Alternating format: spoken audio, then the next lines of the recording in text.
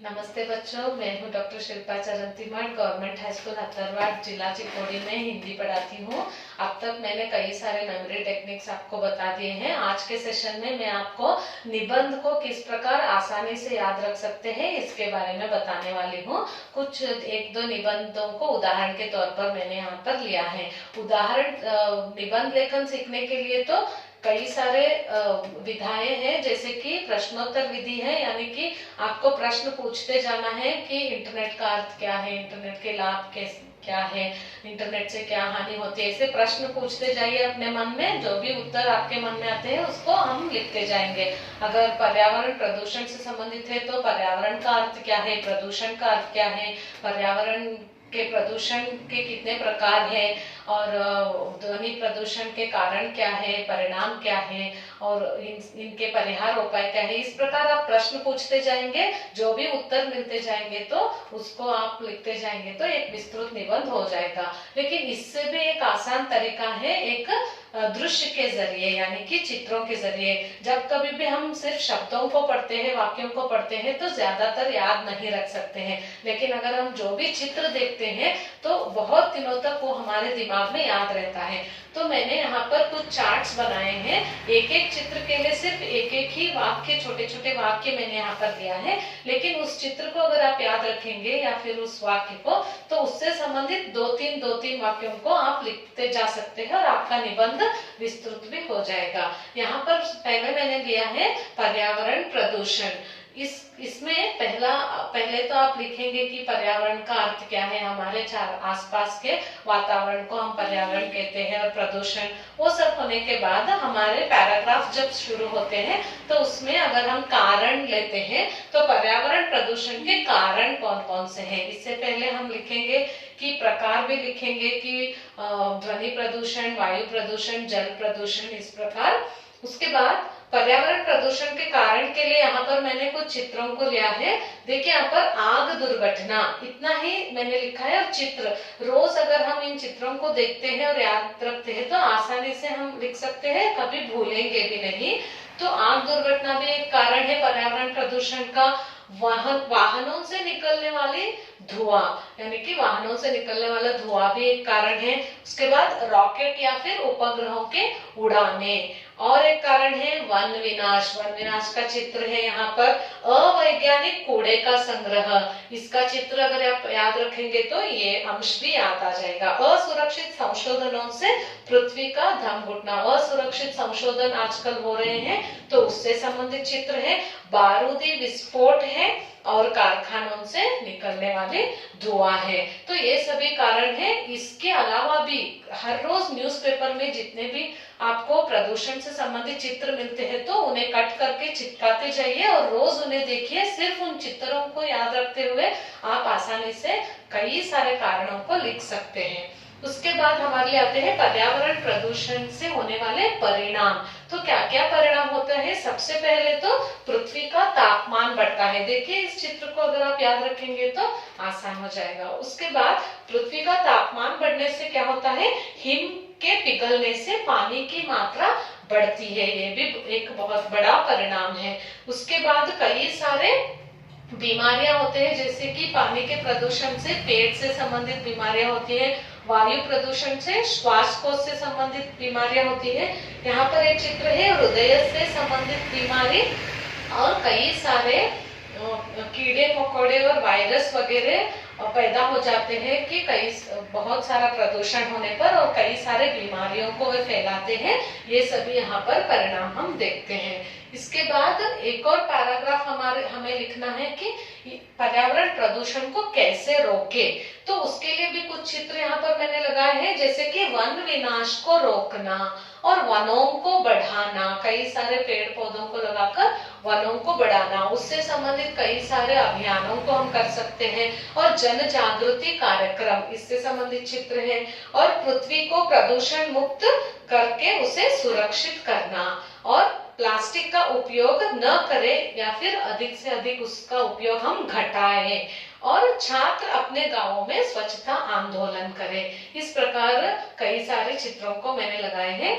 सुरक्षा से संबंधित और भी चित्र हमारे लिए समाचार पत्र में मिलते रहते हैं, उन्हें हम लेकर चार्ट्स में चिपकाते जाएंगे तो कई सारे वाक्य आपके लिए मिल जाएंगे। हमारे लिए एक और बहुत ही प्रमुख विषय है निबंध के लिए, वो है इंटरनेट की उपयोगिता हो सकती है, कंप्यूटर की उपयोगिता हो सकती है, या फिर आजकल के तकनीक यानी कि आधुनिक तकनीक से संबंधित इस प्रकार भी हो सकता है।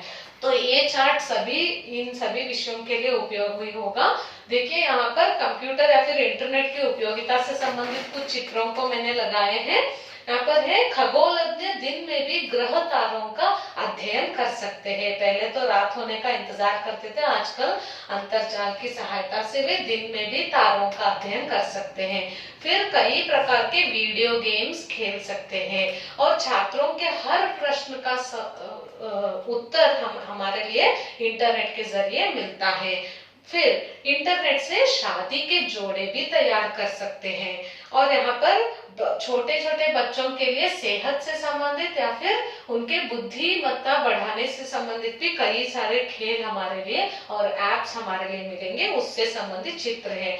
यहाँ पर है फेसबुक, ट्विटर वगैरह, तो ईमेल भेज सकते हैं, सूचनाएं भेज सकते हैं, पत्र, छायाचित्र या फिर वीडियो चित्र, ये सभी हम इंटरनेट के जरिए भेज सकते हैं। फिर हमारे लिए कुछ सोशल साइट्स है जैसे कि ट्विटर और लिंक्डइन, ऑरकुट या फिर व्हाट्सएप, फेसबुक जैसे, तो उसके जरिए हम दूर दूर के या फिर देश विदेश के लोगों के साथ संपर्क स्थापित कर सकते हैं और उनके खान पान से संबंधित या फिर संस्कृति से संबंधित जानकारी आसानी से प्राप्त कर सकते हैं। यहाँ पर देखिए बच्चों चित्र है कि कई सारे हवाई जहाज हो, मोटर गाड़ियां हो या फिर कोई भी बिल्डिंग हो या मशीन हो, रोबोट हो, इन सब के बनाने से पहले ही उनके डिजाइन्स हम तैयार कर सकते हैं। तो एक और चार्ट मैंने यहाँ पर लिया है, जैसे कि खगोल शास्त्रज्ञ अपने संशोधन एवं अध्ययन के लिए इंटरनेट का इस्तेमाल कर सकते हैं। एक और है यहाँ पर संगीत के सुर सजाने का काम इंटरनेट के जरिए आसानी से आजकल हम कर सकते हैं। रोबोट एवं मशीनों का नियंत्रण या फिर हमारे सीसी कैमरा के नियंत्रण वगैरह भी हम लोग आज इंटरनेट के जरिए कर सकते हैं। विद्यालयों में पाठों को पढ़ाने के लिए, जैसे कि अब हम कर रहे हैं इंटरनेट की सहायता से, हम घर बैठे बैठे पढ़ा रहे हैं, आप घर बैठे बैठे पढ़ रहे हैं, ये भी इंटरनेट की सहायता से संभव है। इसके बाद बैंकों के जरिए, यानी कि बैंकों के जरिए हम कई सारे, चाहे जितने भी रकम किसी भी देश के किसी भी कोने तक हम पहुंचा सकते हैं, कई सारे बिल भर सकते हैं और घर बैठे बैठे खरीदारी कर सकते हैं। और बैंकिंग के कोई भी हमारे लिए अगर काम है तो बैंक तक जाने की ही जरूरी नहीं है, इंटरनेट के जरिए हम इंटरनेट बैंकिंग कर सकते हैं। देखिए इस चित्र में हम हर 10 वाक्य को यहाँ पर बना सकते हैं। सिर्फ एक एक क्षेत्र का नाम है, उसको याद रखकर या फिर उस चित्र को याद रखकर पूरा वाक्य अगर आप लिखेंगे तो यहाँ पर 10 वाक्य हो जाएंगे। मैं सिर्फ यहाँ पर क्षेत्र के नामों को पढ़ूंगी, याद रखिए बच्चों। शिक्षण क्षेत्र, बाजार या फिर व्यावहारिक क्षेत्र, वैद्यकीय क्षेत्र, ज्योतिष्य, खेल, मुद्रण, वास्तुकला, सिनेमा, खगोल या फिर एनिमेशन। यहाँ पर एनिमेशन का भी आजकल बहुत चल रहा है। हमारे लिए भी गिल्लू पाठ है या फिर बसंत की सच्चाई पाठ है, मेरा बचपन पाठ है, इन सभी के कार्टून वीडियोस हमारे पास है, एनिमेटेड वीडियोस। सो ये सभी एनिमेशन के जरिए ही करते हैं, तो ये भी एक बहुत बड़ा हमारे लिए वरदान है। इसके अलावा इंटरनेट पाठ है हमारे लिए इंटरनेट से संबंधित, तो इस पाठ में भी हमारे लिए कई सारे इंटरनेट की उपयोगिता से संबंधित अंश आते हैं, जैसे कि हम काल्पनिक सभागार कर सकते हैं और ई गवर्नेंस के जरिए किस प्रकार कर सकते हैं, वो सभी भी जानकारी। और अलग अलग यानी कि आरक्षण के क्षेत्र में अगर हमें किसी का रिजर्वेशन, होटल का रिजर्वेशन करना हो या फिर किसी बस या ट्रेन टिकट बुकिंग करना हो, इन सभी से संबंधित भी यहाँ पर हम कर सकते हैं। और इंटरनेट के क्लासेस जो चलते हैं और पोस्ट ऑफिसेस, यहाँ पर भी इंटरनेट का यूज होता है। और वैद्यकीय क्षेत्र में कई सारे चिकित्सकों के लिए भी ये उपयोगी होता है। इस प्रकार पाठ में भी कई अंश आते हैं हमारे लिए कृषि से संबंधित, वो भी आप पढ़ लीजिए तो कई सारे अंश आपके लिए आसानी से मिल जाएंगे। इस प्रकार मैंने 2 विषयों को लेकर आपको आज सिखाया है। इसमें आप टेक्निक देखिए क्या थे, चित्र के जरिए कैसे याद रखते हैं, इसको आप अलग विषयों में भी विस्तृत उत्तरों के लिए ले सकते हैं, या फिर अलग निबंध के विषय के लिए भी आप चित्र इकट्ठा करके एक निबंध सीख सकते हैं। तो आशा करती हूँ आप आसानी से निबंध को सीखेंगे और पूरा निबंध आप लिखेंगे और पूरा अंक भी आप प्राप्त करें, ऐसी मैं आशा करती हूँ। फिर अगले वीडियो में मिलेंगे बच्चों। घर में रहेंगे, सुरक्षित रहेंगे।